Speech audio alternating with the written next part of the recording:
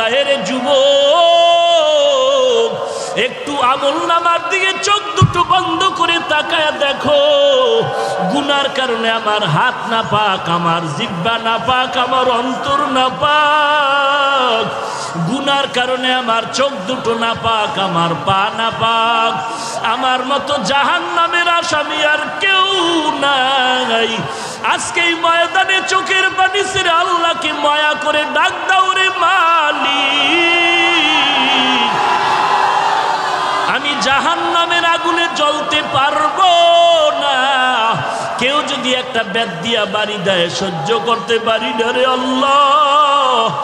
গুনাহ নিয়ে কবরে গেলে কবরের মাটির চাপ কেমনে সহ্য করবো রে মালিক। গুনার কারণে আমার দিলটা পাথর হয়ে গেল, চোখে পানি নাই। গুনার কারণে দিলটা পাথর, চোখে পানিও নাই। এরে আল্লাহর বান্দা, ডানে বামে তাকায় দেখ কার চোখে পানি, কার চোখে পানি। হাতটা বাড়ায়া দোয়া নাও, কান্নাওয়ালার দোয়া খালি ফেরত যাবে না। ওরে কান্নাওয়ালা বান্দা, চোখের পানি ছেড়ে আল্লাহর কাছে ক্ষমা চাও। ও আল্লাহ, কারো আল্লাহ তুমি কাউকে খালি ফিরায় দিও না।